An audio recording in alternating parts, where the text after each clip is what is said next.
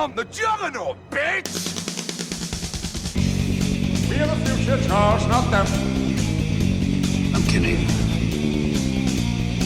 We're the X-Men, dated metaphor for racism in the 60s. What's a Magneto? A very powerful mutant.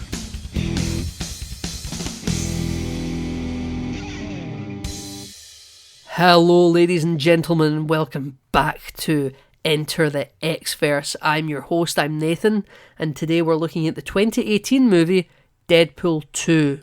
But I'm not watching this movie by myself, of course. I'm watching it with my good friend, my co-host, your favourite YouTuber. I didn't realise you were the lead host. Okay, fine, sure. I mean, okay. Whoever does I'm Kyle, I'm the co-host. Whoever does the intro does the hosting. I thought that's how that worked.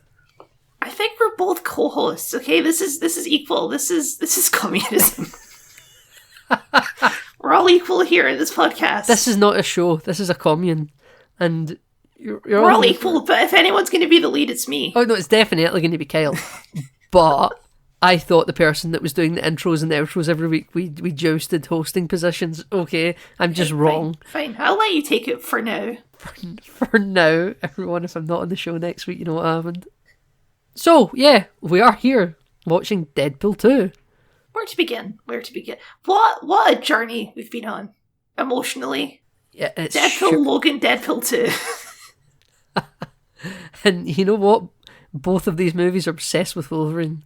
So both of these movies are obsessed with Wolverine. It feels only apt that Logan, to be fair, I think this movie does have less Wolverine jokes than the first movie. Which I think is the benefit of the film. Uh-huh. I will continue what I said for Deadpool 1, that because eventually we got Wolverine in these movies, it feels to me that these jokes are quite cheap because it feels like you're jabbing at a peer. I mean, listen, I saw Wolverine in this movie. Yeah. He was in it. Did you? Right at the end. Is that what you saw? That's what I saw. You didn't see a bad sort of... use of archive footage? No, yeah. I don't know what you're talking about. Like it felt really disjointed and lit differently and coloured differently.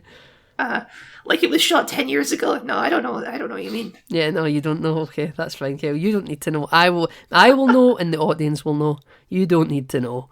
Are you saying they didn't get Hugh Jackman into the studio to film that bit? I would never say that. Hugh Jackman's his company man.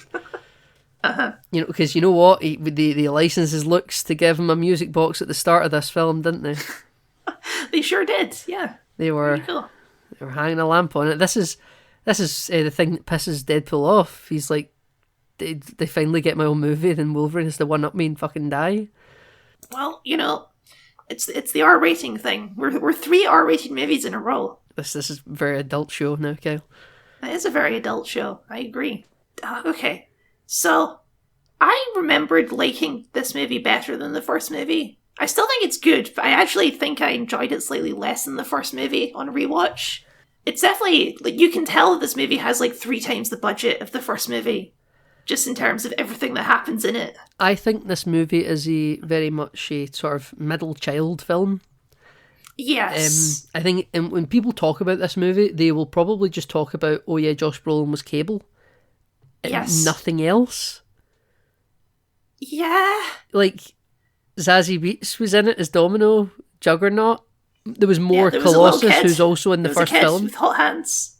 Yeah, exactly. Yeah, 100%. That's all this film has. Now, I quite like this movie, right? And I think as its own watch, it's perfectly good. But people are going to talk about Deadpool 1 as the film that sort of changed the narrative in superhero films. Yeah, this is just more Deadpool. Yeah, I remember laughing a lot less when I saw this in the cinema as well, actually. Because it kind of, relatively speaking, it comes quite hot off the heels of Deadpool 1, you know? Yeah. And I was like, oh, these are just a lot of the same jokes. This is the thing with, like, shock humour. Shock humour is just less exciting the second time around when you know what to expect. Yeah, 100%. Yeah, you got to have more to it, and I think this movie kind of really lies on its laurels a little bit. Mm-hmm.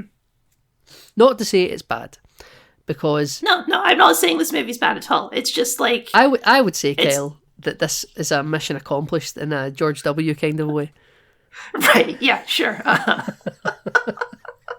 You know, it's got some stuff going for it. You could cut TJ Miller from this film entirely, though. I would prefer if you cut T.J. Miller from this movie. He's doing nothing for this movie.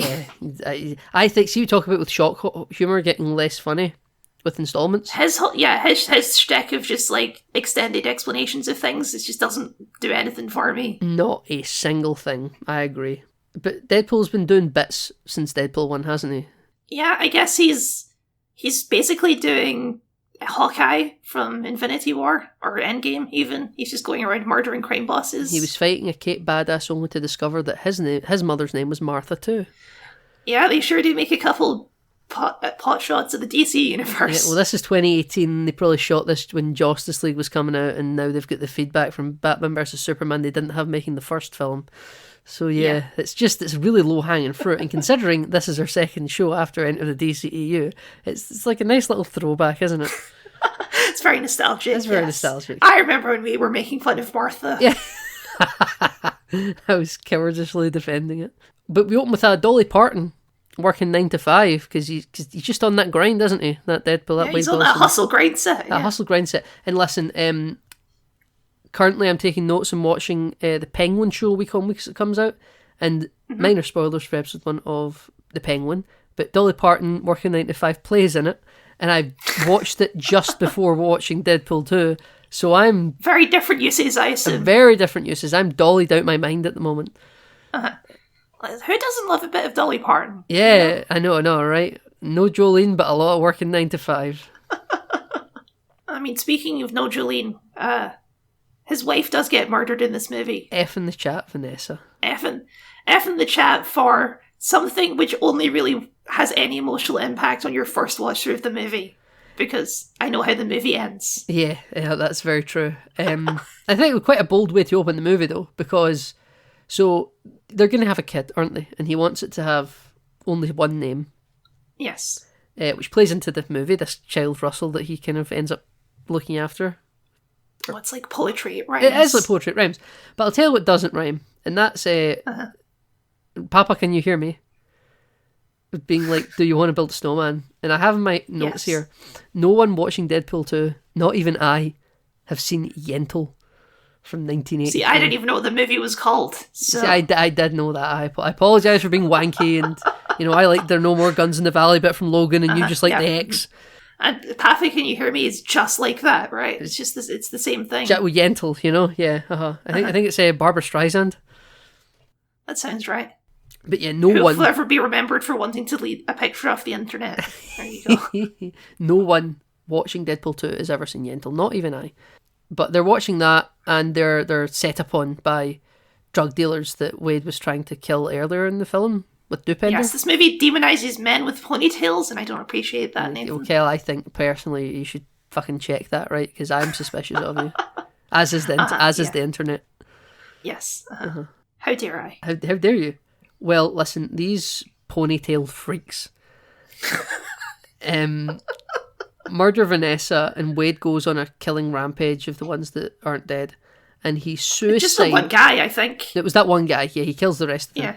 But Wade's suicide kills this Vanessa's killer right into, I honestly believe to be the best joke in the film.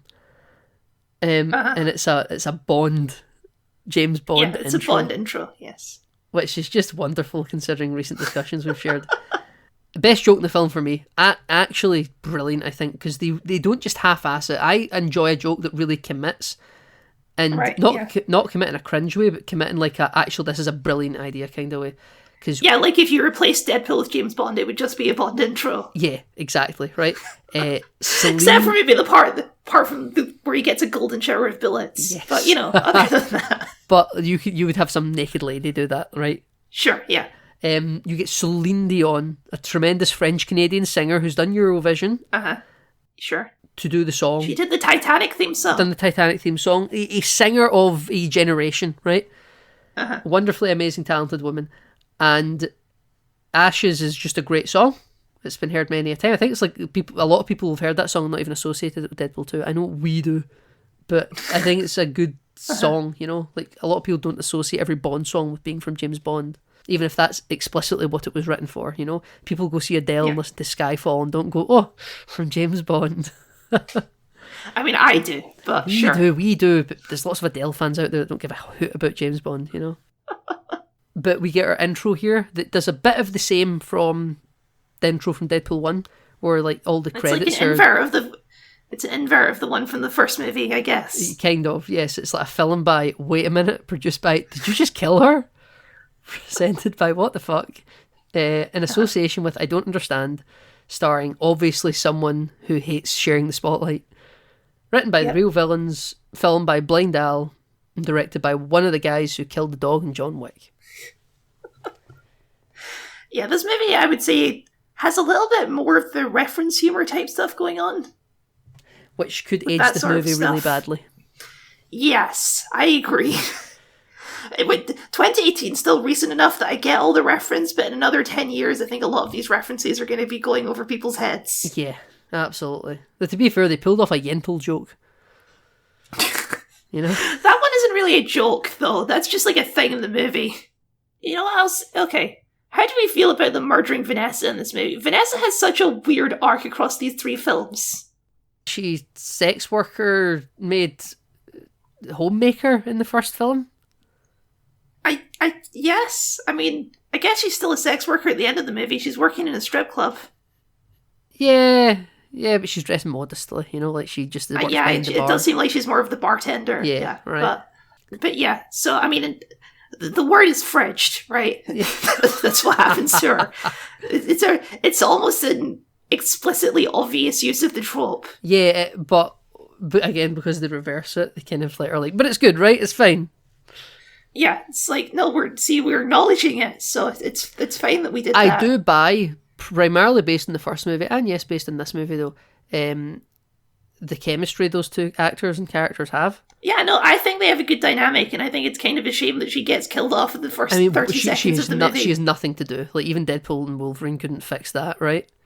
There's plenty you could do. Like I say, this is a character in the comics with superpowers, and if they just did that, then she would have a part in the movie. But they keep not doing that for some reason. Because they wanted Zazie Beetz' Domino.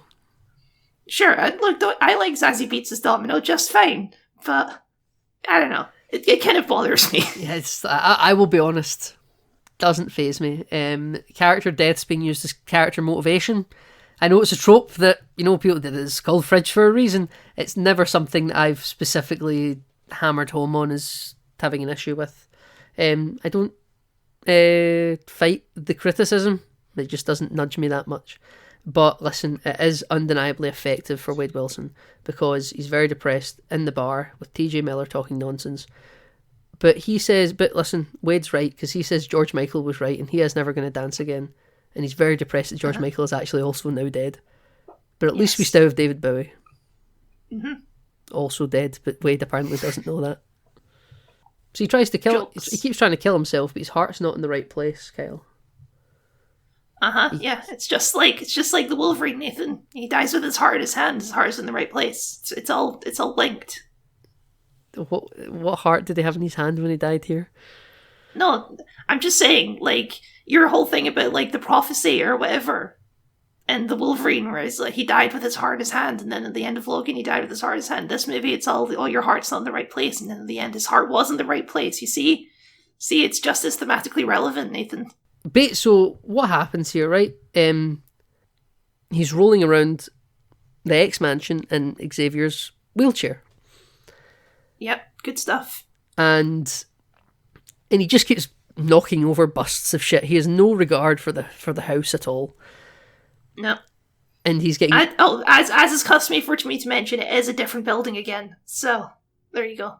I think they're just doing it on purpose at this point. That seems like a joke that Deadpool would do, is just pick a different building for no reason. Yeah. He's getting progressively more annoyed that there's no one in this house. Where's the students? Where's the teachers? Where's anyone? And then from a sliding door off to the side, we have our little X-Men Apocalypse cast, I guess. This might be my favourite gag in the whole movie. They're just like hiding and they slide the door on him. Yeah. Beefsteak goes up to the door and he slides it, and you see McAvoy in there. You see McAvoy, Storm, Nightcrawler, Quicksilver's in there. Quicksilver. I think that's it. As you pointed out, they still couldn't get Mystique. You see Cyclops. I think that's a great gag. I know it's just a product of like overlapping production or whatever, I assume, but I still think it's funny. See, they couldn't get Jennifer Lawrence to show up for this filming. I guess filming schedules are complicated, but I'm pretty sure. I think this is filmed from Dark Phoenix production because they filmed Apocalypse in like 2015, and this is a 2018 movie. No. Yeah, I assume it was like, okay, we have all of them in the studio, let's just do this little bit. Yeah. Yeah. Clearly green screened. I don't imagine they actually ever met Ryan Reynolds on set for any of this. And it's fun. I think I got like one little smirk in the cinema at it. Honestly, I think, people like to talk about short and sweet. I think it's too short, actually. Not to sound like deserving or ungrateful, but sometimes little cameos, I think, need to be just a little bit more so I can actually appreciate it. I actually think I had to watch that a couple of times just to see who was in the room. All I see is Beast going to close the door, McAvoy sort of looking over his shoulder like he doesn't even know what he's been told to look at. And you can kind of maybe see Quicksilver and Nightcrawler, and then you kind of don't really notice Storm or Cyclops. I just think it's too short, actually. If they held the camera another 2 seconds or something, maybe it'd been funnier. It's all about timing, and I think it just missed it. Maybe if the people in the room actually reacted like, quick, close the door.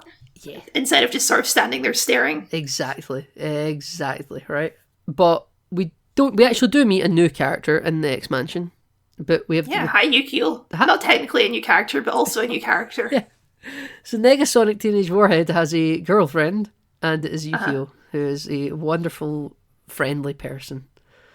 Yes. Not Yukio from The Wolverine 2013, but yeah. No, and later on we see her powers, and she has some sort of like lightning powers. Lightning whip. Lightning whip powers. Yes, she I don't uses really it to, know what she does. Bind people's legs and trip them up. Mm-hmm.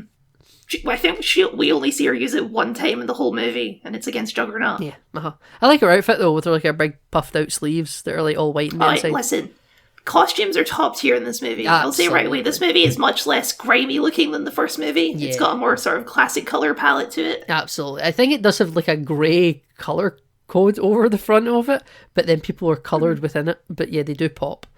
Yeah.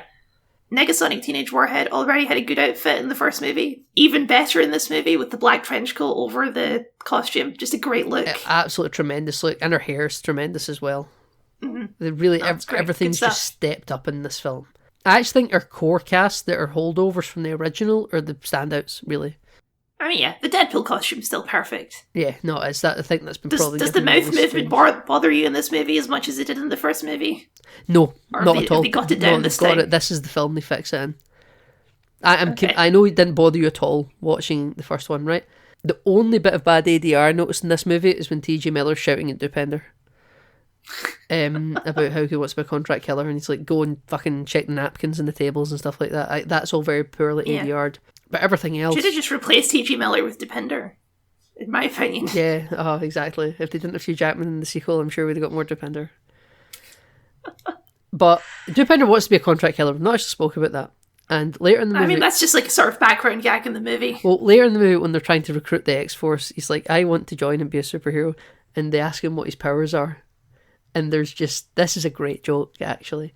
A little comedic beat where he just sort of smiles longingly at the sky and just sort of holds his mop and says, courage.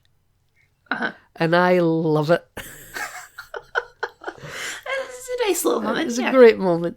You know, he rescues any scene T.J. Miller's in, I'll say that. Well, before we get to that, we do have... Colossus wants Deadpool to join the X-Men. But he's horribly depressed from the death of Vanessa and wants to just kill people. Yes. But they have a mission. They have to go to this orphanage where a child is causing a ruckus.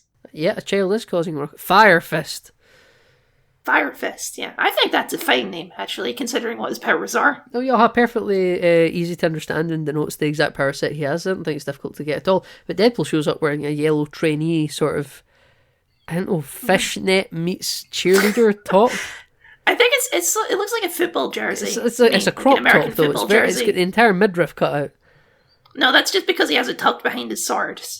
No, it's not like sitting properly on it. No, but the front of it definitely doesn't drop below the belly button. I think that's just because it's scrunched up. I don't think it's actually a crop top. I think it's meant to be sexy.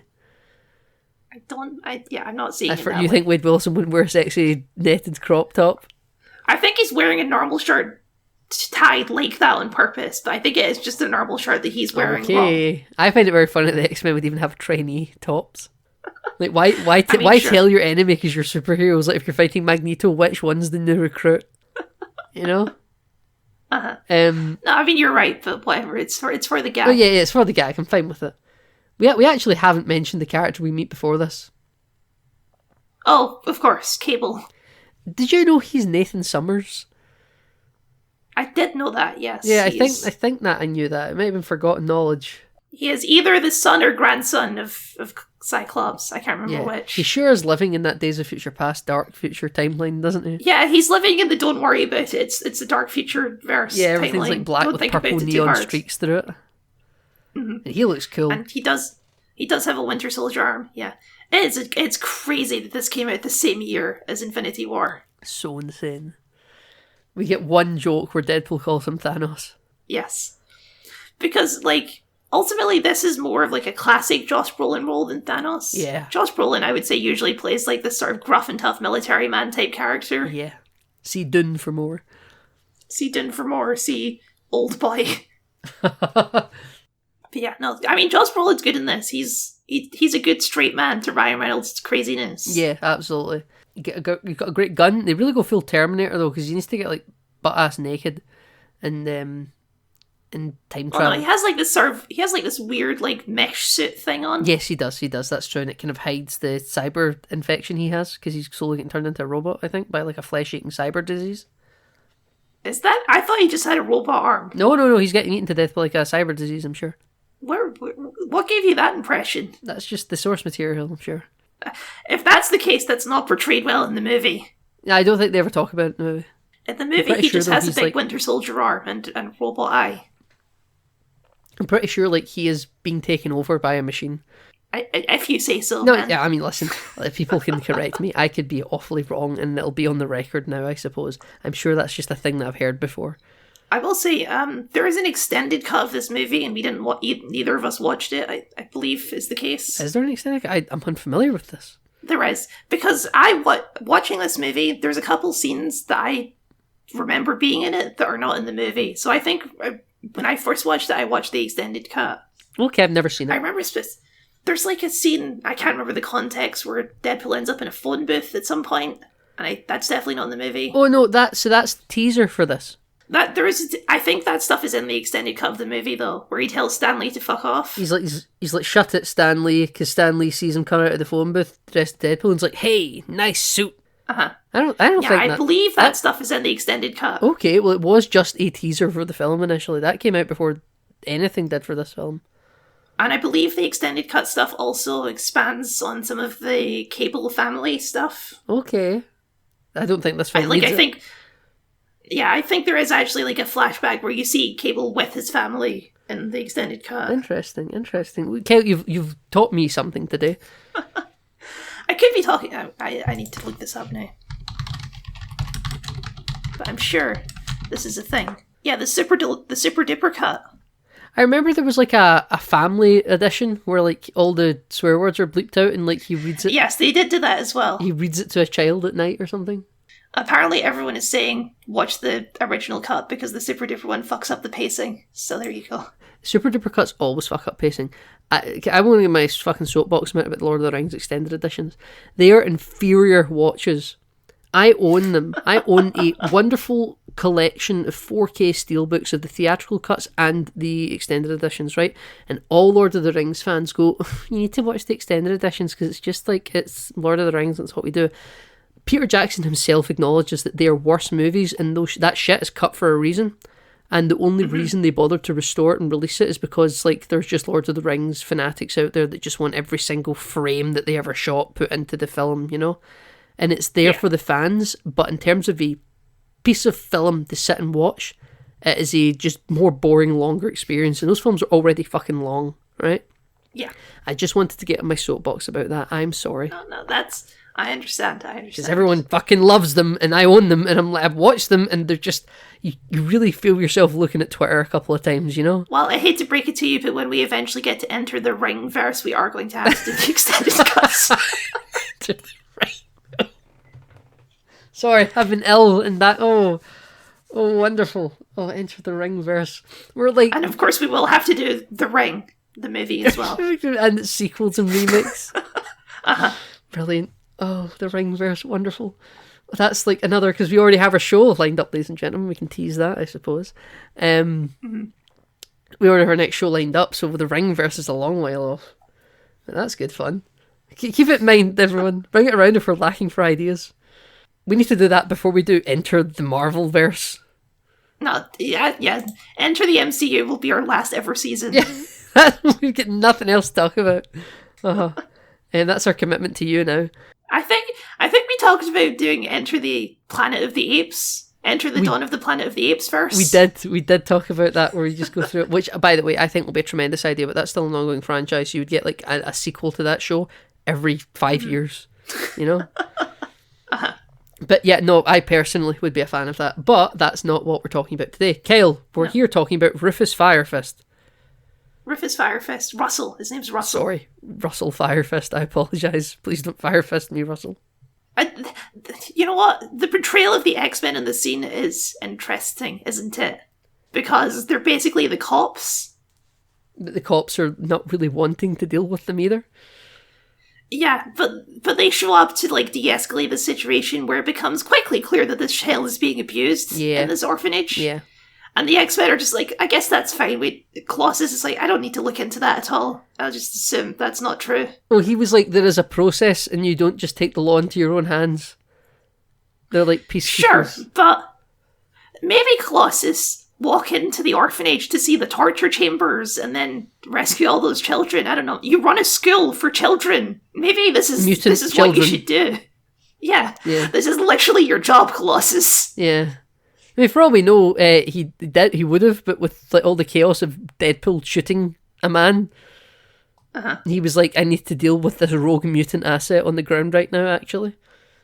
I do like that when Deadpool is giving the 4 or 5 moments that cuts the Colossus and he's sort of standing there like a proud dad. Yes, his arms folded and he's smiling. He's like, oh, here I go. My 4 or 5 moment speech. But yes, no, Deadpool does end up shooting a guy in the head and he goes to prison. And it sure is a nice looking prison, The ice box. And Russell's like, please. This is our classic comic book prison. Yeah, this is like the Raft. Yeah, Russell's like, please take me to the ice box. I don't want to go into the abusive home again. Yeah, this prison, they don't really care about like age or gender particularly. Even it seems like a mixed population prison. Yes, it's run by mutant racists. It's run by Iron Man fans from Civil War. It is a lot like I was thinking of the end of Civil War where they find all those Winter Soldier dead people. Yeah. It's basically the same facility. That's all just in a different room of the icebox. Oh yeah, all in snowy structures in the mountains as well. Yeah. Baron Zemo's just off stage left. Oh yeah, important too. They have collars that turn people's powers off. Which I think's a thing we've seen in the X-Men movies before. They're in Days of Future Past. It sounds like a thing that was in the Days of Future Past future timeline. Is that not a thing Stryker puts on them in Apocalypse as well, in the 80s when they find Wolverine? Or am I wrong? Maybe? No, I think they're just in a room, right? Right, okay, yeah. They're just stuck in a room. They're just stuck in a room with all these powers, okay. Yeah, so I enjoyed this bit where, because his powers are off, he's just dying of cancer now. Yeah, the makeup's really good here, because if you thought he could look any fucking worse, they really do good. I look like shit and I have cancer. The eyes are sunken in, the darker bits are even darker, and he's bloodied up a lot because he keeps getting caught into fights that he doesn't want anything to do with, because Russell keeps thinking that they're best buds. Yes. Russell is quite annoying in this movie, I will say.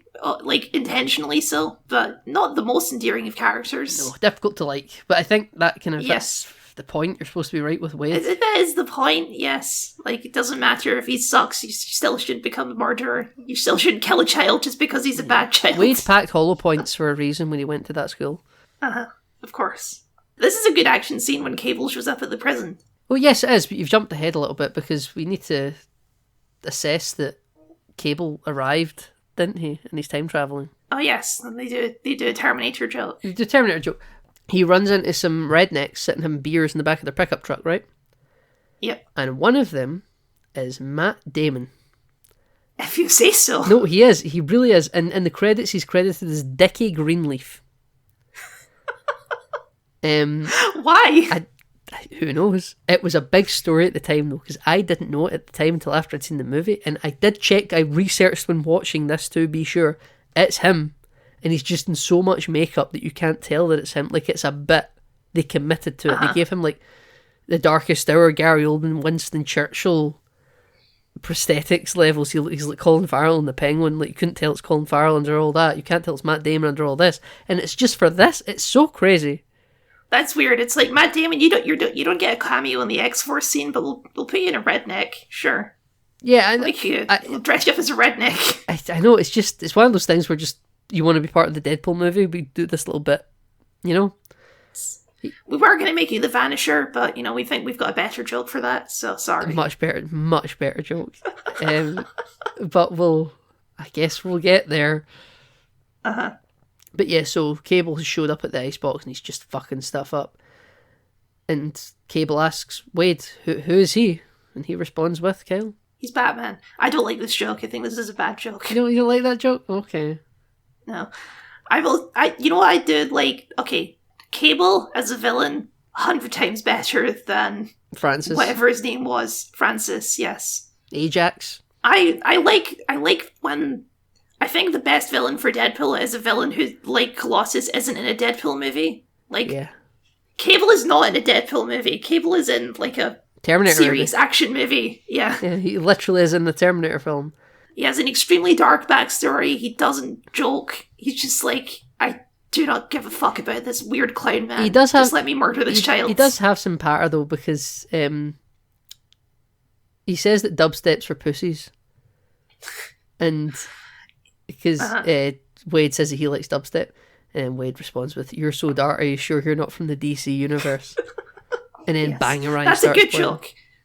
That's a better joke than the I'm Batman line. I think they're both of equal merit. But I will say that this was the same year as Aquaman. So, yeah, the most undark really, DC movie ever.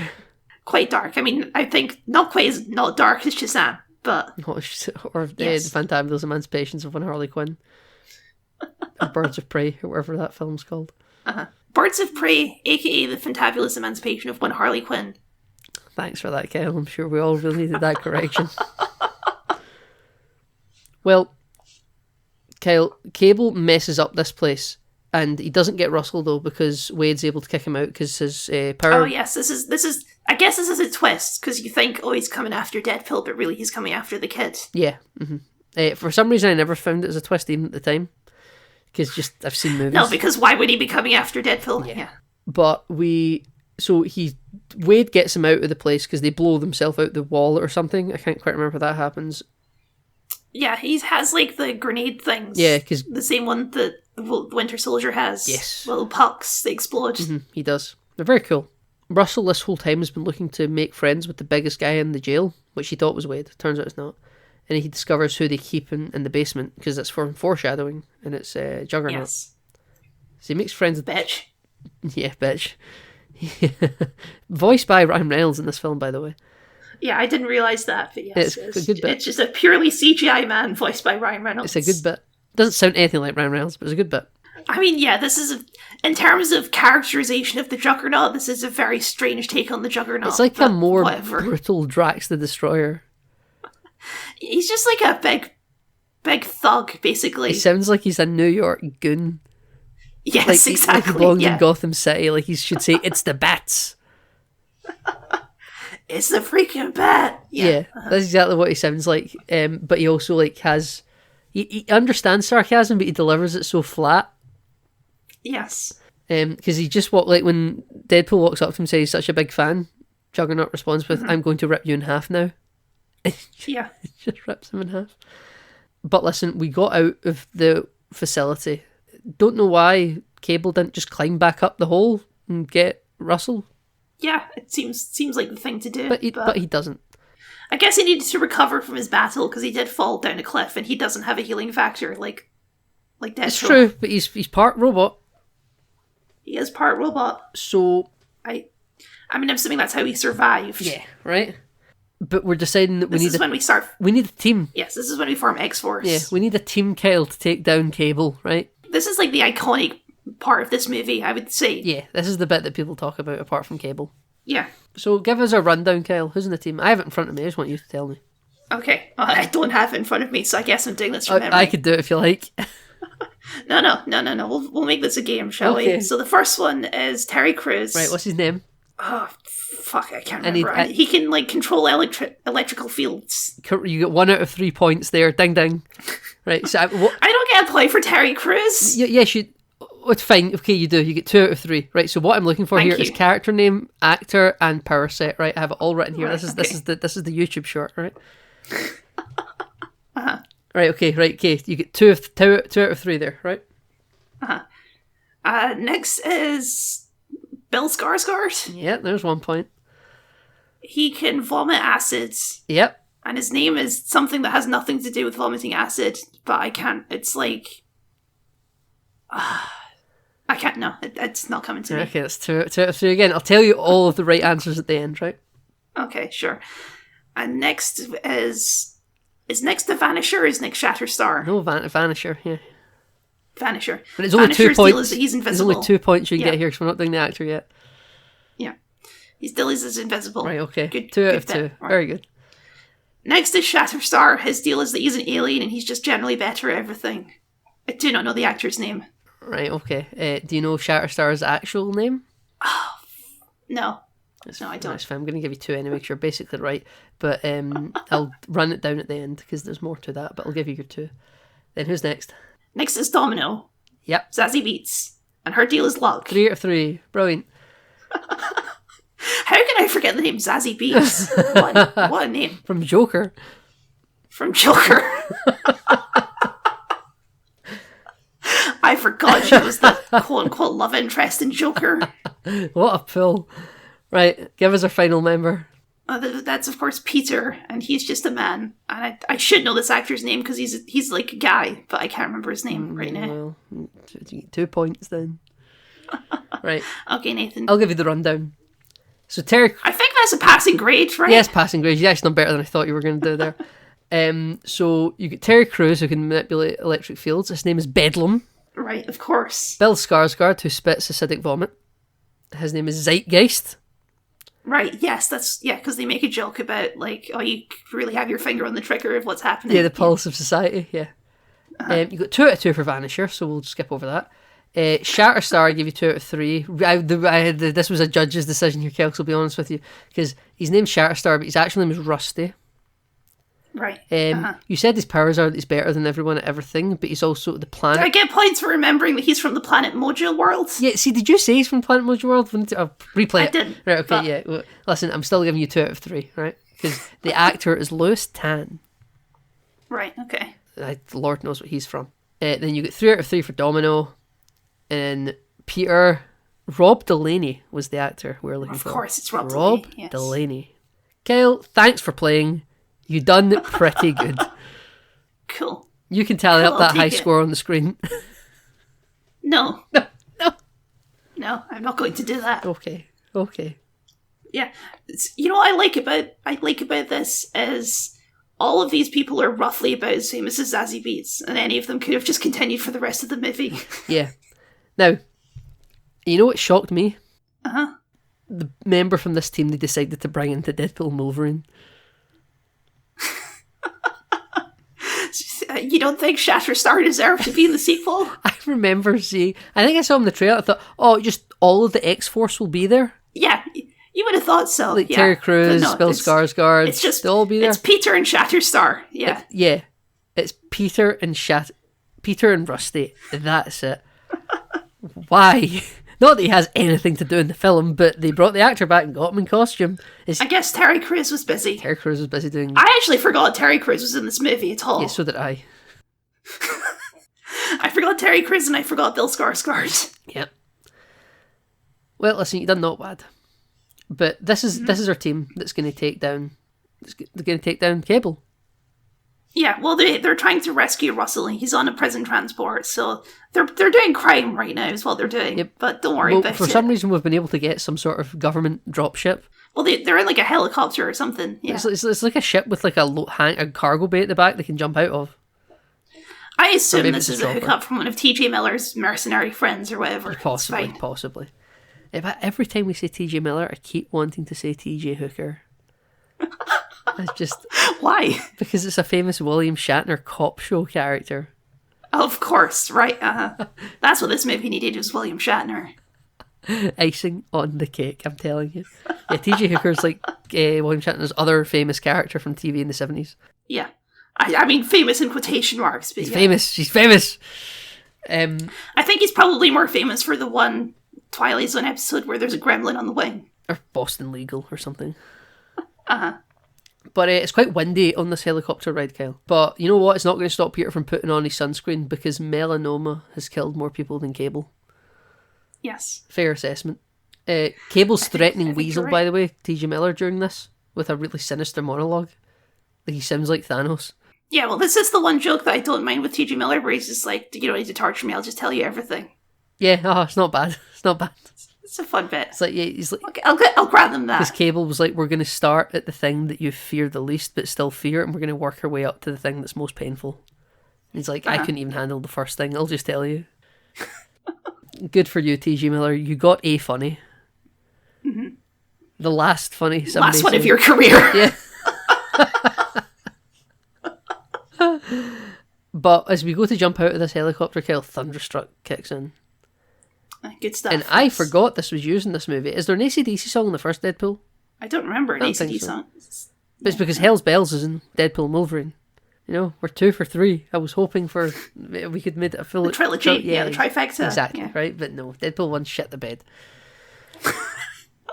It's a terrible movie. Terrible movie. Didn't have ACDC in I it. enjoy that they commit to Vanisher still being in this scene because they have like just a parachute that just jumps out the plane itself. Yeah, no, good. Yeah. I don't know why Vanisher's always invisible, but it's for the gag, it's fine. For the guy, there's a superhero in The Boys that's exactly like that. He's called Transparent or something. I guess it's just like the classic Invisible Man, right? Yeah. But do you want to go through the line of deaths, Kyle? Or do you know the order Okay. people die in? Oh, do I have to play this game again? You just need to know the order of Okay. deaths, that's it. Okay. Well, first off, Deadpool lands and he gets his parachute stuck on a Very billboard. good. So that's part one. Next is Terry Crews flies into a bus. Right, okay. Okay. Bill Skarsgård flies into a wood chipper. Wrong order. Wrong. Oh no, Shatterstar flies into a helicopter blade and he bleeds green blood because he's an alien. Yes, very good. Then Bill Skarsgård flies into a wood chipper. No? Who am I? Oh, Invisible Man. Yeah, Vanisher flies into an electrical wire and he turns invisible, and guess who it is, folks? It's Brad Pitt. I got this got a hoot out of me in the cinema, Kyle. I thought because everyone's you're sitting going, who the hell's Vanisher, right? And you know we've committed to him, like who's playing Vanisher, right? And obviously no one is expecting this whole team to just die. Right. But the fact they got Brad Pitt is just crazy. I don't know if they did get Brad Pitt. I think that might just be archive footage of Brad Pitt. You sure he didn't show up for like just a couple hours filming? Not even on set, just like in a green screen room because he's like friends with a director or producer or something. I don't know. I could find that was just like footage from another movie. Definitely would have to pay him though. Oh, of course, yeah. I thought he showed up. I feel like I've seen a photo of him like just wearing like a grey t-shirt and grey trousers or something. Maybe he did. Maybe but, he did. Yeah. And then what's the order, Kel? So then Bill Skarsgård falls into a wood chipper. Yes. And then Peter lands safely. But he goes over to rescue Bill Skarsgård, and Bill Skarsgård vomits on He him. says, and "What? Peter We're also X-Force dies. will be fine." Yeah, so technically Peter dies before Zeitgeist. Yes, technically, yes. Technically. But, weird, because Peter is such a big deal in the next movie that he dies just like everyone else in the scene. Yeah. It really reeks of not knowing what your sequel's going to be when you're making this film. And obviously Domino lives because she's lucky. Yes, and she flies past a big Stan Lee mural. And I note here that he did have a bit in the teaser for this movie, but for some reason they couldn't fit him into this movie. I guess he's in the Super Duper cut, so that's fine, I guess. Yeah, I really like the way Domino's powers are shown in this movie. I like that she just leans into it too. She's just like, I'll just leave this truck to drive itself and it'll be fine. Or yeah, when the truck crashes and she just lands safely in a big panda. A big inflatable panda bear. Yeah. Yeah. That's good. Yeah. Or like she's like lying and Cable's a bit shooter in the face and then Deadpool comes sliding in because her power's the luck and lucky Deadpool was there. Yeah. Or she lands in the truck and the guy's gun jams. Yeah, exactly. It's all good stuff. Yep. They come up with a lot of cool ways to use Domino's power in this movie. Yes, they do, absolutely. Which, you know what, I think you got to do, because how do you convey the power of luck on screen? And I do like Domino in this movie. She has like a sort of like weird sort of detached personality, which I think works for this character. Yeah, she's just sort of free spiriting. She's just like, it'll all work out. It's fine. Is her domino patch in her face a mask, or is it I thought it was like a birthmark. Yeah, I thought it was a birthmark as well, because it's there when she's at the interview and she's not in a uniform. Yeah, I think that's just like it's just a lucky feature of her face. I don't know. Yeah, no, yeah, I happen to. It looks nothing like the comic book version. The comic book version's like has white skin, White right? and blue, yeah. Yeah, so that's fine. That's fine. They took liberties. Yes, that's fine. This is a better adaptation, I would wager. But we get lots of references here, very quick, all to do with Cable. So, hands off that kid, John Connor. That's a bit confusing, because John Connor is the kid in Terminator. Yeah, it would have been Kyle Reese is the better joke, or Arnie. Yeah, now... Would be the most obvious thing to say. What I think might be the joke, and this is one of those things that we get lost to time, is the year... He looks like John Connor, I guess. So just before this movie, the most recent Terminator movie before Deadpool 2 came out was Terminator Genesis. Was it Genesis? Yeah. And that is the movie in which a Terminator poses as John Connor for parts of it. Isn't that the movie where John Connor gets infected by nanobots and just becomes the villain? Yeah, kind of. Sometimes it's posing as something like him, yeah. It's just a weird movie. We should do Enter the Termiverse. Enter the Termiverse?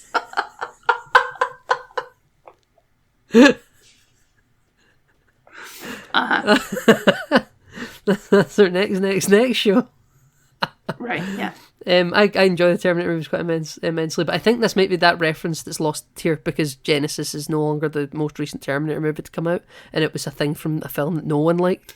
I'm thinking also just visually, Cable kind of looks like John Connor in T2 when we see him as like the Resistance with man, the big scar, with the scars on his face and stuff.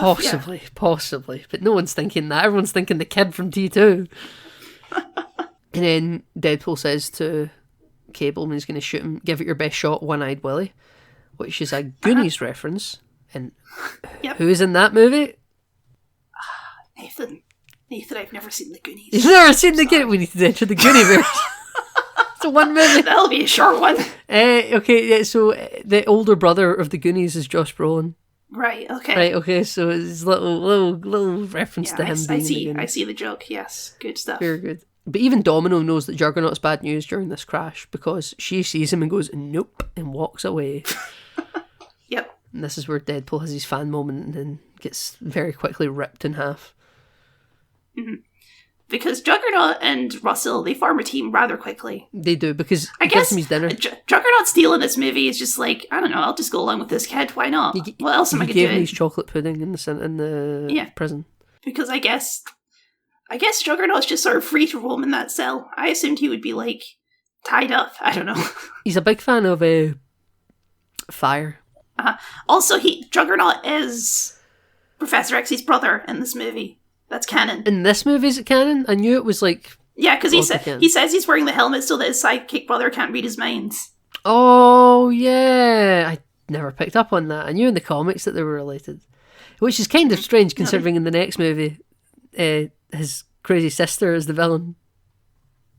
Also, in these movies, Professor X is British, so I don't, like... That's not a thing in the comics, but it has always been a thing in the movies. Juggernaut seems like he's been through a lot. Even though he owns a mansion and lived there his whole life in upstate New York, so I don't know why Professor X has a British accent in these movies, he just does. Because the staff are all British and he grew up around the staff more than his own family, you know? Right, okay. It's Downton Abbey. And obviously Raven was also there. And obviously Raven was there, who has an American accent. Yeah. But now that he's been ripped in half, Domino is going to take Wade away into taking his... She C-3POs him as a backpack. Yes, I presume she... Which I don't think they make that joke. They don't make that joke. That is the joke. Presumably she takes the legs as well because his uniform? He still has the costume. Yeah. Uh-huh. Why does he not grow out and up from his legs? Is it because I assume the essence of him is stored in the head, when right? he got blown to smithereens in his house at the start of the movie, was it the head that grew the rest of the body back? I think, yes. Also, at that point, Colossus took all the pieces, so I think he sort of, like, stitched it back together again. Them? They could have sewn them back together then when this happened. Probably. But we wanted the joke with the baby legs. Yeah, he's straight up Winnie the Poohing it. He's wearing a shirt and nothing else. Yep, the TJ Miller sure goes off on that for a while. We don't talk about it. We get a Basic Instinct reference, Nathan. We do. I didn't laugh, I'll be honest. I remember this being funnier in the cinema, I'll be honest. Is this our first full frontal male nudity on the podcast? I think so. There's an accomplishment. It had to be in Deadpool 2. I cannot think of the next time we'll see that in any of these movies, so there you go. When was there female nudity in any of these movies? There was bibs in Deadpool, wasn't there? Oh, there was in the strip club, of course. Sorry, silly of me. Yeah. But Cable shows up at the house to, like, make peace, because he wants to be at peace for some reason. Cable survived the crash as well, despite him having a very rough landing. I'm convinced he's more robot. It's not just his arm, Kyle, I'm telling you. Mm-hmm. Okay. But Cable uses lip balm. Yes. Good for him. I mean, they get trapped. You gotta keep them moist. Yeah, well, yes, we're all familiar. And this is where we find out why he's here to kill Russell. And it's not just because I'm Terminator. It's because Russell in the future, after killing at his group home... Yeah, Russell in the future is like a serial killer because he just loves murder. This gave me Looper vibes, if you've ever seen Looper. Nathan, why would I've not seen The Goonies. You think I've seen Looper? It's a Rian Johnson movie, Kaylin. You love The Last Jedi. That means you're a shill for Rian Johnson. Nathan, I've never even watched the Knives Out. Knives Out. Knives Out's great. So in Looper, it's about like people. So time travel's invented at some point in the future, and they find a way to communicate with the past, and criminals get in on it to be like, what organised crime will do is we'll send the people we want killed back in time, and we'll have people in the past murder them. We'll send them like a time and a place of when this body's going to show up, and on their back they'll have payment, and it'll be like big bars of silver. But there comes a day where we need to close this loop of you being a contractor, so we're actually going to send you to kill your older self at one point. And you'll know it's your older self because instead of it being bars of silver we're sending back with the person, it'll be bars of gold. And from then on, you know, because this is the deal you've made, that you have like 30, 40 years, however long it is, to live your life in wealth and happiness. And at one point, people are going to show up to send you back in time to be killed by your younger self. And it's Bruce Willis, and it's... I assume you're spoiling the whole movie right now, by the way. No, that's the premise. Right, okay. That's the premise. But there's a kid in it who's very young in the movie, in the current time with Joseph Gordon-Levitt. He apparently in the future grows up to be like a big criminal gangster kingpin type, and it's all because he saw his mother die at a young age. This is all the setup. Well, that's more plot driven. The actual loopers sending targets back in time and all that is all the point of the movie. That's why it's a loop, right? This is all exposition at the start of the film. Yeah, this movie doesn't think so hard about its time traveler rules. And it does not. It absolutely does not. Looper's a great movie. Watch Looper, by the way. Enter the Looperverse. Enter the Loopyverse. Enter the Loopyverse. Yeah. But it's just great film about time travel and taking out contract targets and stuff. But in terms of like it being a child who suffered trauma that went on to be bigger and badder and worser, that's the vibe I got from this with Russell being like getting a taste for killing at a young age and then growing up to be an absolute nightmare and time travel shenanigans therein. And I guess Cable did something to piss him off at some point in the future. They don't really go into that. No, Russell just killed Cable's family unprompted. Which is weird because it's not really connected to like the terrible future in any way. It seems like the future is just terrible for other reasons. Yeah, this is the Days of Future Past timeline and this is happening elsewhere. Yeah, it's not like Russell is like the evil dictator of the world, right? He just seems to be like a guy. By the way, I thought it was good. I thought it was good casting because I think they cast another Polynesian actor, and he's got the right breadth of the nose, and it just looks quite good. Even though it's supposed to be like 50 years in the future, and he looks like maybe 30. No, I think he looked about 40 something. If you say so. Okay. He's only in one scene, so you don't really get a great look at him. He has no dialogue. But this is fun for me because Colossus is back in the movie, because Deadpool goes out to the Vex mansion and he plays like the little thing on the jukebox. Yes, Classic stuff. That is really good. Colossus doesn't want any of it. He's just lying in his bed like, go away. He's like, You murdered people in front of me. Yeah, he was really upset, actually, isn't he? Uh-huh. But Yukio and Negasonic come out to say hello. Mm-hmm. And Yukio's always very happy to see Wade. Well, as he says, chill the hate, Fox and friends. Yeah, he says that at the start when we first meet Yukio, because he's shocked that someone would want to date Negasonic, and she Yes. calls him a bigot or something. You're intolerant shithead or something. And he's like, yeah, pump the hate brakes, Fox and friends. I'm just surprised someone would date you. You know? Very good. There is a weird bit in this movie where Deadpool keeps insisting that Cable is a racist. Yeah, it's because he killed someone in the icebox called Black Tom. He killed like Black Tom. But he's a white guy. I don't know why he's called Black Tom. He was a white Irishman, yes. He did have dreads though. I guess so, I guess it's like in the Shawshank Redemption, they keep calling Morgan Freeman Red because he's Irish, apparently. Uh-huh. Yeah, but he's very... I don't know where the Irish comes from, but that's the joke.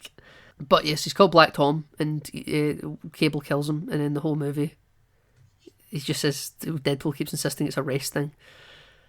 I don't really. It's not that funny. I get it. No, it's not. That's what I'm saying. There's some jokes in this movie where it's like, Yeah. I get it, but whatever. Yeah. One of those for me is coming up as well. But Well, we convince everyone to get into Dupender's taxi and come to the group home to fight. Mm-hmm. To fight. because the real main villain of this movie is, I guess, the creepy orphan man. Yeah, this is a that guy actor, by the way. He's in like. He is a that guy actor. He's definitely been in Star Trek before. I don't know if he's been in Star Trek. He's in like. I just assume that guy actor has been in Star Trek at some point. He's been in like the Shaun of the Dead Cornetto trilogy. He's in The World's End. I think he's been in Doctor Who. Mm-hmm. Oh, definitely. He's been in like a lot of kind of British stuff. He's a British. He usually plays like a fucking dweeb nerd loser, unhappy marriage type. This is another guy that in a different script would be William Stryker. Yeah, yeah. This is a more like traditional comic book William Stryker, where he's like a Bible bashing type guy who's like saving them from sin and all that. Yeah, right. Okay, yeah. That's definitely what this is inspired by heavily. Yeah. Juggernaut and Russell make it to the house quicker than the team. And apparently Russell says, let's fuck some shit up. And Juggernaut says, let's fuck some shit up is legally his middle name, which I think is quite interesting. Thanks for sharing, Juggernaut. There's a lot of good action scenes in this, though. Domino was raised here, Kyle.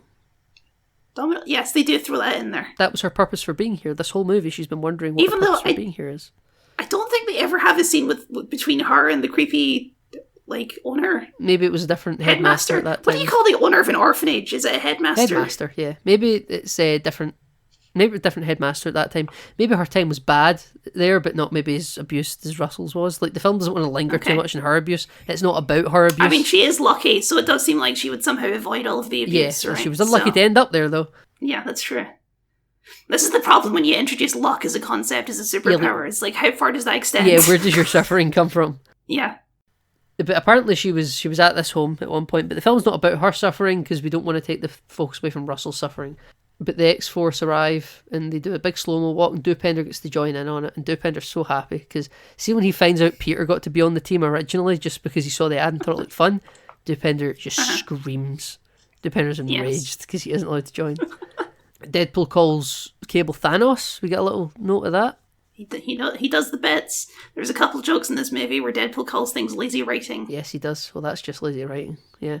He jumps on Juggernaut during a fight and says, sun's getting real low. He tries that Hulk thing. Yep. They all try fighting with Juggernaut. It doesn't go very well. Bad Wilhelm scream. I hate it. Yeah, Deadpool does a Wilhelm scream, which is obviously like a gag for us specifically, but it doesn't work because I'm so sick of the Wilhelm scream. It hasn't been funny for 40 years at this point. Yeah, it's awful. I remember when I was a kid, I might have mentioned this before in Enter the DCU, I can't remember, in Enter the Snyderverse, that I used to think that was just the same actor with a very distinct voice. And it's used in one of the Muppets movies at one point. and I heard it and I thought, that's the same actor from Star Wars. It's the same extra because he used that distinct scream. Yeah. I had no idea that it was an You know where inside they joke. also use it? They use it for the death sound of stormtroopers in the Lego games. Yes, they do. So every time you kill a stormtrooper in Lego games, it's ah, Yeah. or whatever. I can't do the Wilhelm scream. Yeah, that's it's fine. a very distinctive noise. Very distinct. You'll know it. But listen, the turntables, Kyle, because Negasonic, Yukio, and Colossus show up in the X-Jet eventually, don't they? And we have a lovely moment where he picks up Deadpool. He caresses his face. Yes, he does. Well, they're all in the back of the cab, so how have they went from the back? Oh no, Negasonic and Yukio don't get in the cab; they fly in the X-Jet, so they arrive. Yeah, and they have a big fight, don't they? I wanted to point out the music in the scene too, because it's like this big dramatic action movie. But if you listen to the vocals, it's just a bunch of people chanting, "Oh holy shit! Oh holy shit balls!" So that's a fun little gag. I saw that on YouTube in like recent past, or like TikTok or whatever. But see, watching this film last night for this, completely forgot about it. Never even picked up on it. That's why I like it, because if you don't pay attention to it, and if you're just sort of listening in the background, you're like, wait, what did they just say? Yeah, I must have been too engaged in the narrative at this point. It's a clever editing gag, Yeah, is what it is. Yeah. But listen, Domino gets to close her plot because she gets to save all the kids with the school bus, doesn't she? Mm-hmm. Yes. Need a bus to get you all out of here. Bus. Yeah, good stuff. Juggernaut calls Colossus a commie fuck. I think their fight is great. I never remembered them fighting in my memory of this movie. It's a classic big CGI slugfest. Who doesn't love it? Yeah, but I don't think it looks bad either. No, it looks good. Yeah, it looks good. I like that Colossus gets like metal dents in his head and stuff. Yeah, you need to buff that out somehow. Yeah. Also, one of his teeth falls out. Not a good look. Not a good look. But I mean, maybe he can just weld that back in. we're able to stop Juggernaut because we use Yukio's electric cable wrapping powers to tie up his feet, and then Colossus rips a hole in Juggernaut's ass trousers. Yeah, shoves a wire in there, and then Negasonic blasts him into a pool. Yeah. Zip zap zaps him. And Colossus gets the last line. He says, "That's how we do it in Mother Russia." Good stuff. Just he is a communist after all. Wonderful. Yeah, no, we'll get to this when we get to Deadpool and Wolverine, but I think the weakest part of that movie is how much it underutilizes the supporting cast of these movies.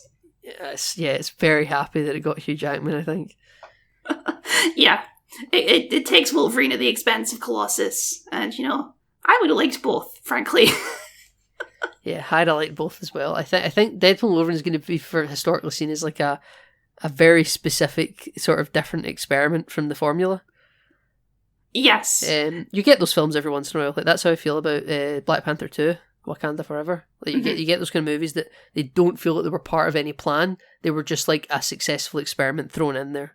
I mean, debatable how successful Black Wakanda Forever is, but listen, we're not talking about Wakanda Forever. That's for the last show we ever do. But that's for the last season. Yeah, but I think in a meta-texture level, because of the death of Chadwick Boseman, is sort of a project. Yeah, no, I get what you mean. It's a very interesting movie from a outside of the movie perspective. Yeah, from outside the movie perspective, exactly. So yeah, but we do lead up to. There's a whole thing where Deadpool sacrifices himself to save Russell's soul or whatever, and he gets his black costume in the most lazy way possible. Yeah, he gets his X-Force look just so contrived because Russell hugs him and burns the red out. Yeah, all of it. Every single patch of red is gone and replaced with black. Grey. It's just like black and grey. Grey, yeah. And it's like ashy, I guess. He's covered in duct tape everywhere as well. Well, yeah, that's fine because he taped his suit back together because he got ripped in half earlier. There's a moment I like when Deadpool uses the fact that he can't die to his advantage, like where he sticks his hand through that guy's gun to grab him. Yes, it's quite effective. Now, during all this, Cable has been trying to say, like, listen, if you think you can change Russell, now's your chance, but I will kill him. You get 30 seconds. Yeah, I will kill him. And then Cable, after what happens to Wade happens, he's like, right, it was time to die. But Wade's put on a collar that's like, listen, Russell, if you're going to kill anyone today, kill me, because I'm a big fuck up, don't want to be here anyway. Don't kill the headmaster, because that'll turn you into a Dark Timeline Man. And I'll put on this collar to prove that I'm willing to die for you. He puts on the collar, and then right as Cable goes to shoot Russell, Deadpool takes the shot. And he gets shot at the exact same Yes. part in his body Vanessa was shot, Kyle. It's like poetry. It does, yeah, it does. His heart was in the right place. But the thing with this is, it just goes, it's like, the joke of this death scene is that it just keeps going. That doesn't make it funny. It doesn't make it funny. No, it just makes it go on for too long. Yeah. So during this, me and you, because you didn't know I was watching it at this point, and another friend of ours were talking about ramen in a group chat. And this scene was been going on for so long that I just sort of faded out of the movie and started talking with you and our friend about ramen. You can tell we have really engaging conversations outside of this podcast talking about ramen. We start talking about foreign cuisine. But listen, ramen's great and I highly recommend everyone have some ramen. Get it made by an authentic place. And have one of those. We can talk about that more when we get to enter the narrative verse. Have one of those really obnoxious traditional Japanese spoons with a big ladle bit inside them that makes you just really slurp loud, Aren't you supposed to eat it with chopsticks, Nathan? Yes, but when you've got broth left over, Kyle, you have a little spoon. Right, okay. You need to get that broth out somehow. I'm culturally insensitive. I eat it with a fork because I'm a lazy asshole. Yeah, listen, I'm not you. I kind of know how to use chopsticks, but not really. So I always have a fork on standby. No, I've never figured out how to use chopsticks. I watched the YouTube tutorial and I learned. I taught myself. So I tell you how I learned. I took chopsticks from a Japanese restaurant. They're disposable ones, right? And then I bought noodles at home.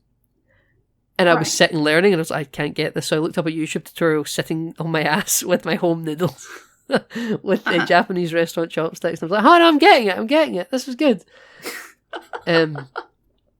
Sorry, we've completely pivoted. I guess just like this said. No, they were just like we were at the time. Yeah, we're talking about ramen instead of talking about this overly long scene. Yeah. Exactly. It really doesn't play when you know that there's a third Deadpool movie, that's for sure. No, not at all. But he does pass into the afterlife very briefly right now, because he actually does die. Yes, he does. And Wade's heart is now in the right place, because he saved Russell's life. That one named kid that him and Vanessa spoke about. And we get like an indie guitar cover of Take On Me by A-ha. Yeah, I quite like it. It's quite slow and romantic. I like that they do the thing from the music video where he gets pulled into the other world, just like the music video for Take On Me. It's like black and white. Yeah. I see what you're doing. Yeah, very good. But it's not Wade's time, according to Vanessa, and she does the "Kiss Me Like You Miss Me" read from earlier in the movie, and they have the big dramatic kiss moment. You're a sucker for romance, Kelly. You should be gushing right now. I mean, she's dead, so is he. It puts a they get to live forever in the afterlife. Very romantic. I don't know. It's because the music's swelling and Kyle, they're kissing. Oh, Kyle, you. No. I think it's okay. It's fine. It's just it's undermined by the end of the movie. That's all. Okay, well, listen. She gives him some parting knowledge, and that's he tells her, "Don't fuck Elvis," and she says, "Don't fuck Colossus," and then he gets whipped back into the land of the living. And Cable has been time traveling to save Wade, even though the way this is executed doesn't make sense, because in this new timeline he never died in the first place. Yes. But don't think about it. Also, how does the time travel work in this movie? Earlier in the movie, he time travels back 50 years and just sort of appears like Terminator, right? Yeah. But when he does it this time, it seems more like he travels back to his previous self, like in Days of Future Past. Because he doesn't go back and kill his alternate self or something and replace him. How does that work? You know what? I never noticed that. I thought it was bullshit with stuff like how the teddy bear regenerates and it's no longer got the acid blood of his dead daughter. Or that's minor stuff. The major stuff is how does this even work at all? Yeah. David, don't worry about it. You're completely right, though. The time travel... that's the answer, is don't worry about it. Because he kind of says earlier in the movie, he's like, this time travel doesn't work with precision. Yeah, because they ask him why he doesn't go back and murder the kid as a baby, right? Yeah. I'm lucky I was able to get where I am, But yeah, how he goes from time travelling in a traditional Back to the Future sense to time travelling in a Days of Future Past sense, who knows? What did the TVA have to say about this, Kyle? The TVA are the biggest headaches to time travel in fiction. Yeah, don't worry. The TV don't exist in this movie yet. No, I know, but they exist in every universe, Kyle, because the TV exists outside the multiverse. Yes, they exist everywhere and nowhere at once. I enjoy the TV. The TVA exists in the DC universe. Yeah, I enjoy the TV on a Loki TV show level, and I quite like them in Deadpool 3, but my god, see if you actually expand the logic of them existing in universes that could one day get roped in, it just doesn't make anything. Like, are they in Blade? No. They must Imagine be, missing because Blade is in Imagine Deadpool missing 3. minutes in Blade. Well, howdy, Blade. That's a fine bit of vampire slaying you just That did silver there. steak, sure, you're pretty nice there. Yeah. So, time travel, you're right, time travel makes no sense. I mean, yeah, time travel, I don't want to blow your mind, Nathan, but time travel isn't real, so it never really makes sense in stories. It's real, Kyle, we just haven't figured out how to do it yet. Nathan, if it was real, we would never know, right? Is the issue. That's the issue, yeah. Or for surely a time traveler would have come back by now. I mean, this is it. It's the constant Star Trek time Cold War, the time wars, the temporal wars. Yeah, they're just going back and changing stuff and then changing it back, and we never know the difference, and they're always covering their tracks 100 years in the future. Yeah, you're right. But he gets up. Wade is so happy to still be alive, he hugs Cable, because this was Cable's trip home to see his daughter, but he says he's going to stick around for a while. And he hugs Cable, but Cable has a knife in Wade's dick. To be honest, I don't know why Cable would save Deadpool other than the fact that he's the hero of the movie. Yeah, I thought, like Cable would just kind of nobly accept the sacrifice that Wade made and then go back to his loving family. family. Back to his loving family, yeah. But he said he's going to stick around because they did not know they were making a Deadpool Wolverine movie and thought Cable would be around. Yeah. There's a version of Deadpool 3 that doesn't have... It's a just different movie. It's just a Deadpool 3 movie where they fight another rand. I mean, it could have still been Cassandra Nova, to be fair. Yeah, it could have still been Cassandra Nova. But all the TVA, Wolverine, Multiverse, Blade, maybe Gambit could show up. Maybe Gambit could show up. Yeah, everything just so wild, you know? Uh-huh. But, yeah, so the religious headmaster's still alive through all of this. Mm-hmm. And they're walking away with Russell. Russell's friendly now. We like Russell. Yeah, it's the family you choose. Family you choose, yeah. But Dupender comes and kills the headmaster in his cab. He ramps it over and crushes him. So and he's like, yeah. And Deadpool's like, I've heard you coming for the last 30 seconds. I'm trying really hard not to laugh. Depender, he has a taste for blood now. This is his second confirmed kill. Yeah, behind his love rival, what's his face? Yes. But we play out the credits by Pat Benatar's We Belong. Mm-hmm. Nice song for the end of it. And we get a couple of post-credit scenes here, don't we? Or technically it's one massive post-credit scene. Yeah. I will say, I have been saying throughout this kind of ruins the whole movie, but also it is hilarious. So I can't dispute it too much. I think it's very funny. So, Negasonic and Yukio fix Cable's time travel device for Wade. Because I guess one of them must be a super genius. That's just, everyone in comic books is a super genius. They live in Charles Xavier's house, and presumably they're quite smart. They're independently intelligent X-Men, you know? But this is like future tech, but whatever, right? It's fine. The X-Men are always more advanced. Have you seen Hank Stealth Jet? I saw Cerebral in this movie, and they got the 2000 Cerebral model out of the cupboard somewhere. And he's like, this isn't how Cerebral works. It's not like hooked up to anything. You're just wearing it as a headpiece. Because I forget, we didn't mention that Wade at one point in the movie is just walking around wearing Charles's like wardrobe. Yes. Anyway, so after they give it to Wade, they're like, would Cable not be really angry that we fixed this and you're using it? And they're like, yeah, probably, but I guess Cable will just kill him. And they've realised that actually Deadpool could wreak havoc with this, and Negasonic thinks, what have I done? And then we cut to If I Could Turn Back Time by Cher. Brilliant. We save Vanessa. They're going to call their kid Cher, but there's a couple of things he's got to do first.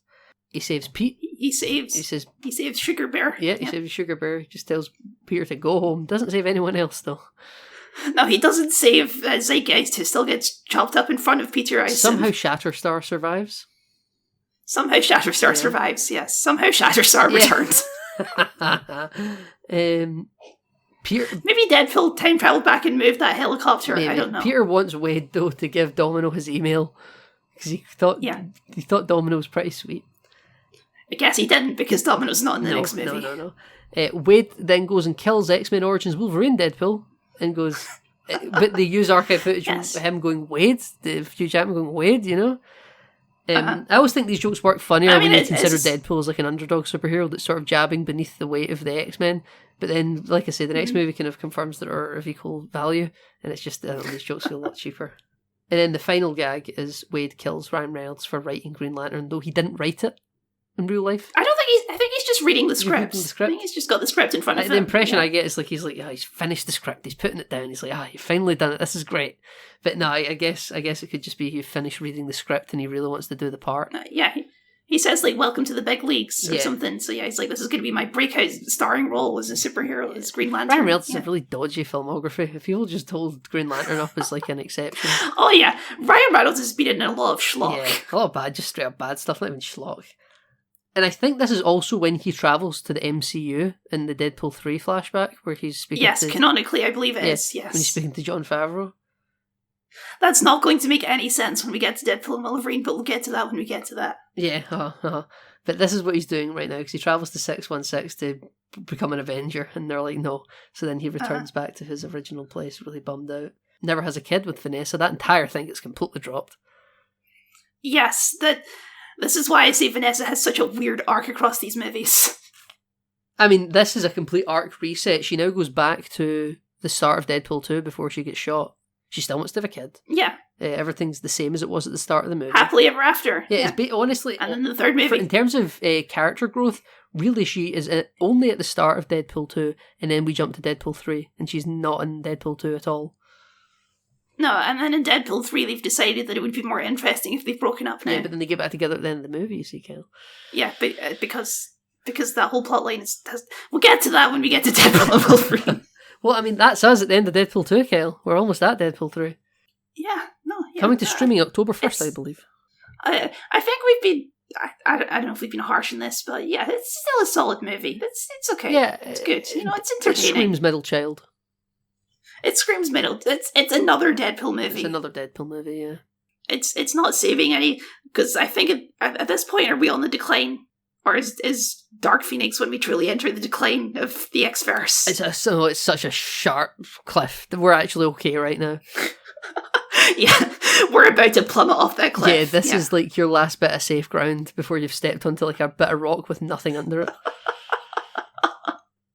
Well, speaking of which, we've already revealed it, but yes, next week we are going to be doing X-Men Dark Phoenix. Honestly, very interested, because I haven't watched it since the cinema. I've seen clips over the years but... I have never watched it. Right, okay. Very interested to see what you make of it. I've got a feeling you'll go, you know what, like, Nathan, this is perfectly on par with, like, Apocalypse. This is, like, fine. Are you sure? I didn't like Apocalypse I know you didn't, right? But I don't think you thought it was a cliff face of franchise-ending proportions, did you? Right, okay. No, I did not. I've got a feeling... I think I acknowledge that Apocalypse had some interesting stuff in it. Yeah, I think this movie has very little going for it. But listen, that's next week. Kyle, where can the people find you on the internet? The people can, of course, find me at Kyle the Scot on YouTube, where I do video essays and game critiques, and that's primarily it. Nathan, where can the people find you? More interesting as you plugged that there. People, why don't you want to hype me up then? If I hyped you up at the start and you told me I wasn't your fucking host, so I'm not hyping you up at all. This is a very adversarial episode. Well, Nick Kyle, of course, you can find me as always on all good social media hosting platforms. You can find me on Twitter, you can find me on Instagram, Blue Sky, Mastodon, Threads, and on Kyle's comments section. You say all good platforms, but not Hive. So, how can you say all good social media platforms when people can't find you on Hive? I mean, Hive just aren't in speaking terms at the moment, right? Listen, if it comes around, it comes around. You can't keep asking me about it. Okay. One day it'll just happen, if that's what's meant to happen. If you love it, let it go. Precisely. It'll come back to precisely. You. Yeah. And as always, everyone else can listen to our back catalogue of Enter the X-Verse. We're almost there. We're almost done. So you've got a lot of the show to listen to, and our entire back catalogue for Enter the Snyderverse. That show is basically complete. We've got the odd edition coming with Joker 2 and Penguin, but they're not out yet. And those, I think we're going to class those as bonus episodes. Yeah, they'll be bonus episodes, and then obviously we have Name Not Included, the show we no longer do, but that entire catalogue exists. Ladies and gentlemen, thank you so much for listening to us ramble about Deadpool 2, and you can hear us ramble about X-Men Dark Phoenix next time.